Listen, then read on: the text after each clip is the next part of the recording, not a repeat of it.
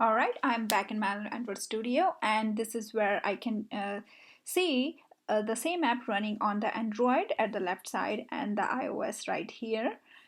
And you can see this is very similar and everything is looking good. It's running an emulator.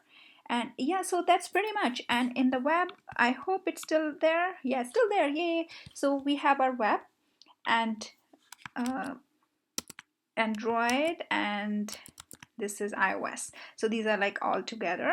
So I would conclude my this video on like cross-platform web app and native apps in Android and iOS using themes and the Flutter themes on them. And that's how we can develop the very same code base for 3 different platforms. So I hope that you like this video. If so, please leave me comments what the new things you want me to talk about or to write about. I'll really appreciate that. And till then, till my next video, thank you so much. Bye bye.